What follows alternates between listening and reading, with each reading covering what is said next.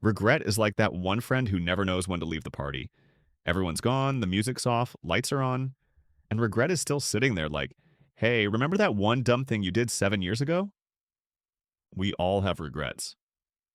The text we shouldn't have sent, the job we didn't take, the haircut we shouldn't have gotten. Looking at you, 2009 bowl cuts.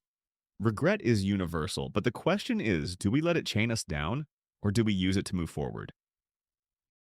Part 1. What regret feels like. Regret is a mix of sadness, what ifs, and mental time travel. It's like your brain has a remote control stuck on rewind. You replay the breakup conversation wishing you'd said something different. You replay the job interview wishing you'd answered better. You replay high school and think, well, why didn't I join that club? Why didn't I talk to that person? And the worst part? You can't change the past, but your brain keeps acting like if you just think hard enough, you'll invent a time machine. Spoiler, you won't. Part 2, why we regret. Here's the truth. Regret comes from two places: choices we made and choices we didn't. If you did something stupid, you regret the action. If you didn't do something, you regret the inaction. And let's be real. Inaction regrets hit harder. Missing the chance, not speaking up, not taking the risk. Because you'll never know what could have happened. Story time. I once had a chance to audition for something big. I chickened out. Told myself, nah, I'm not good enough. Years later, I thought about it again and felt that sting of, what if? Did I miss my shot? That's regret in a nutshell. Part 3, the traps of regret. Regret traps us in a few ways.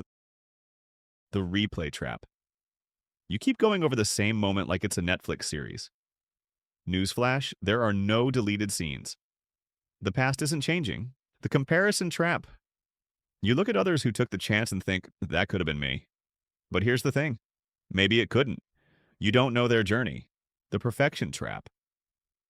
Regret convinces you there was a perfect decision. But life isn't a multiple choice test with one right answer. Sometimes all the answers lead somewhere, just different somewheres. Part 4. The cost of holding on to regret.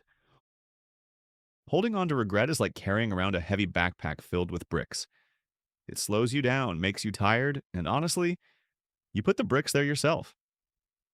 Regret doesn't just make you sad, it makes you afraid of trying again, afraid of failing again, afraid of living. And that's how regret ruins the present, by keeping you stuck in the past. Part 5. How to move on. Okay, so how do we actually deal with regret without pretending it doesn't exist? Except you can't change it. Sounds obvious, but sometimes we secretly hope overthinking will rewrite history. It won't. The past is locked. Find the lesson. Every regret has one. Didn't study and failed? The lesson? Prepare next time? Didn't confess your feelings?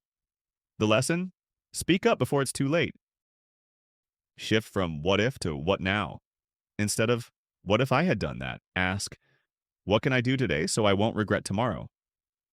Forgive yourself, seriously. We forgive others for way worse things, but when it's us, we act like one mistake defines our whole existence. It doesn't. Act differently next time. Regret becomes useful when it changes how you live. If you regret not taking risks, then take one now. If you regret not apologizing, pick up the phone. That's how regret turns into growth. Part 6. The big truth. Here's the truth about regret. It's a teacher, not a life sentence. Regret says, you could have done better. And maybe you could have. But now you know. And knowing gives you the power to make better choices going forward. So instead of letting regret drag you down, let it push you forward. And remember, the worst thing isn't failing. It's never trying at all. So don't regret missing this chance. Hit subscribe. That's one decision you won't regret.